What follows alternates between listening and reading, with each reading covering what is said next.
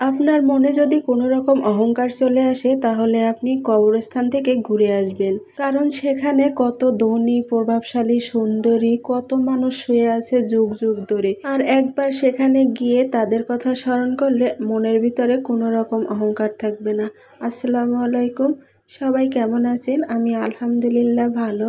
2 রকমের পিঠা তৈরি করলাম আর তারই রেসিপি আপনাদের সাথে শেয়ার করছি, আশা করি আপনাদের ভালো লাগবে। তো প্রথমে আমি চালের গুঁড়া নিয়েছি, এখানে প্রায় 1 কেজির একটু কম হবে। আর কিছুটা গমের আটা নিলাম। এই তো আটাগুলো এখন আমি খামির করে নিব। খামির করার জন্য এখানে আমি পরিমাণ মতো পানি দিয়ে দিলাম আর স্বাদ মতো লবণ দিয়েছি। পানিটা ফুটে উঠলে তারপরে আমি আটাগুলো দিয়ে এখানে আটাগুলো সিদ্ধ করে নিব বা খামির করে নিব। তো এই তো এখন আমি ঢাকনা দিয়ে কিছুক্ষণ সিদ্ধ করে নিব, কারণ চালের আটা যেহেতু, চালের আটাগুলো একটু সময় করে সিদ্ধ করে নিলে কিন্তু ভালো হয়। তো এই তো আমি একটু খুন্তির সাহায্যে ছিদ্র করে দিলাম, তারপরে ঢাকনা দিয়ে আমি 5 মিনিটের মতো রান্না করে নিয়েছিলাম। আটাগুলো সিদ্ধ করে নিয়েছি, সিদ্ধ করে আটাগুলো আমি এক সাইডে রেখে দিয়েছি। আর এখন আমি চুলায় ফ্রাই প্যান বসিয়ে নিয়েছি আলাদা করে। তারপরে এখানে নারিকেল কোড়া দিয়ে দিলাম, এখানে 2টা নারিকেল কুড়িয়ে নিয়েছি আর দিয়ে দিলাম 1 কাপ চিনি আর দিয়ে দিব এখানে গুঁড়ো দুধ। এখানে আমি 10 টাকা দামে একটা গুঁড়ো দুধের প্যাকেট নিয়েছি, সেটা দিয়ে দিলাম। আর এই গুঁড়ো দুধ দিলে কিন্তু খুব সুন্দর একটা ফ্লেভার আসে। আর এই গুঁড়ো দুধ দিলে এত সুন্দর একটা ফ্লেভার আসে আর খেতেও কিন্তু অনেক ভালো লাগে। আর এখানে দিয়ে দিলাম কিছুটা খেজুরের গুড়। তো এখন আমি এটাকে জ্বালিয়ে জ্বালিয়ে একটা নারিকেলের পুর তৈরি করে নিব। একটু লাল লাল করে নিব, হালকা পরিমাণে একটু পানি দিয়ে দিলাম, এতে করে কিন্তু চিনিটা খুব ভালো করে সহজেই গলে যাবে।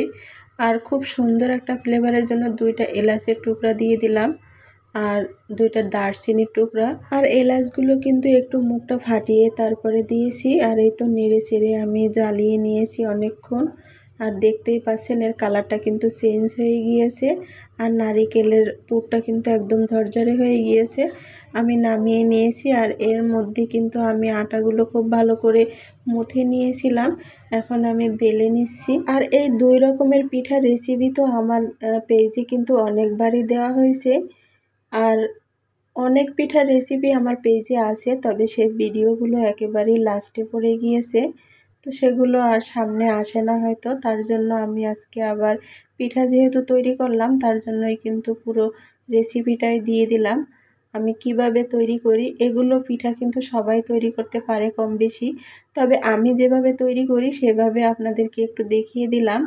আর আমি কিন্তু এই যে ব্লেন্ডারের জারের মুখটি আছে সেই মুখটি দিয়ে এভাবে সুন্দর করে কেটে নিয়েছি, তারপরে নারিকেলের পুর দিয়ে হাত দিয়ে এভাবে তৈরি করে নিচ্ছি। আর এই পুলি পিঠা বানানোর যে ছাঁচগুলো পাওয়া যায় আমি কিন্তু সেই ছাঁচ দিয়ে তৈরি করি না, তবে আমার কাছে না এভাবে হাত দিয়ে তৈরি করলেই ভালো লাগে। আর আমি সব রকমের পিঠাই কিন্তু এভাবে হাতে ডিজাইন করে নেই, কারণ এটাই আমার ভালো লাগে।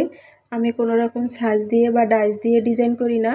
তো যাই হোক, এভাবে হাত দিয়ে এভাবে ডিজাইনগুলো করি কিভাবে আপনাদেরকে একটু দেখিয়ে দিলাম। আর এর থেকেও ভালো হয়েছিল আমার আগের রেসিপিগুলো, তবে আজকে অতটা ভালো হয়নি, কারণ প্রচণ্ড মাথায় ব্যথা নিয়ে এই পিঠাগুলো তৈরি করতে আসছিলাম। যে কোনো জিনিসই যদি ভালো মন নিয়ে তৈরি করা হয় তাহলে কিন্তু দেখতেও সুন্দর লাগে আবার খেতেও ভালো লাগে। তবে আমি পিঠাগুলো যখন তৈরি করছিলাম আমার মনটাও খারাপ ছিল।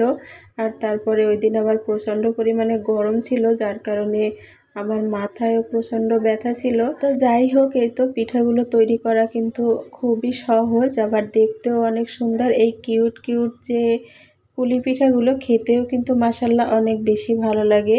আমার ছেলেমেয়েরা অন্য অন্য পিঠাগুলো তেমন খেতে চায় না, এই কুলি পিঠাগুলো তাদের অনেক বেশি পছন্দের। এখন আমি তৈরি করব লবঙ্গ লতিকা কুলি পিঠা। তো এটাও আমি হাতে এভাবে ডিজাইন করে নিচ্ছি, আপনাদেরকে একটু দেখিয়ে দিচ্ছি। এই পিঠাটাও অনেকে তৈরি করতে পারে আবার অনেকে পারে না, তো যারা পারে না আমি তাদের জন্যই কিন্তু দেখিয়ে দিলাম। এই পিঠার রেসিপিও আমার পেজে আছে কিন্তু সেই ভিডিওগুলো সামনে আসছে না।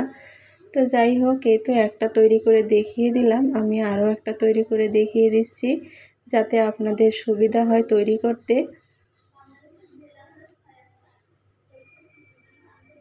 এই তো আমি আরও একটা তৈরি করে দিলাম। এইভাবে তৈরি করে একটা লবঙ্গ দিয়ে এর মুখটিটা এভাবে আটকে নিলাম, তাতে করে তেলে ভেজে নেওয়ার সময় পিঠাটা ছাড়িয়ে যাবে না।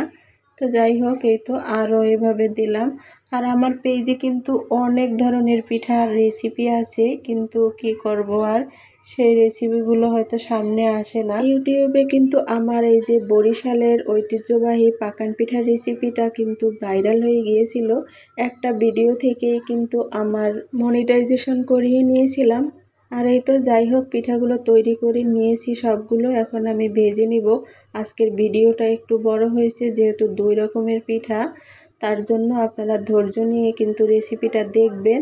আশা করি যারা পারেন না তারা কিন্তু খুব সহজে তৈরি করতে পারবেন। একটু সময় নিয়ে মিডিয়াম আছে বা লো আছে যদি পিঠাগুলো ভেজে নেওয়া হয়, তাহলে কিন্তু পিঠাগুলোর উপরটা একদম ক্রিস্পি হবে আর খেতেও কিন্তু অনেক ভালো লাগবে। এই তো পিঠাগুলো তুলে নিলাম, ভেজে নেওয়া হয়ে গিয়েছে। সেম একইভাবে কিন্তু অন্যান্য পিঠাগুলো আমি ভেজে নিব। তো কুলি পিঠাগুলো সবই কিন্তু ভেজে নেওয়া হয়ে গিয়েছে। এখন আমি লবঙ্গ লতিকা কুলি পিঠাগুলো ভেজে নিচ্ছি। তো এগুলো একই রকমভাবে ভেজে নিব। আর যদি এগুলো দুধের শিরার ভিতরে ভিজানো হয়, তাহলে কিন্তু একটু কম করে ভেজে নিতে হবে, যাতে কোনো রকম লাল লাল না হয়ে আসে। তাহলে পিঠাগুলো খুব সুন্দর ভিজে একদম নরম হয়ে যাবে। যদি এভাবে একটু লাল লাল করে ভেজে নেওয়া হয়, তাহলে কিন্তু ওইভাবে আর দুধের শিরার ভিতরে ভিজবে না। তো যাই হোক, একইভাবে আমি এই পিঠাগুলো ভেজে নিলাম। আর এখন আমি তেল ঝরিয়ে পিঠাগুলো তুলে নিচ্ছি। যে কোনো বিয়ের ডালা সাজানোর জন্য কিন্তু এই পিঠাটা খুবই সুন্দর হয়, দেখতেও এত সুন্দর, আর পিঠাটা তৈরি করতেও কিন্তু খুবই সহজ। বা যে কোনো মেহমান আপ্যায়নে এই পিঠাটা তৈরি করে নেওয়া যায় ঝটপট, যদি নারিকেল থাকে বাসায়। তো সব পিঠাই ভেজে নিয়েছি। আজ এই পর্যন্তই। সবাই ভালো থাকবেন। আসসালামু আলাইকুম।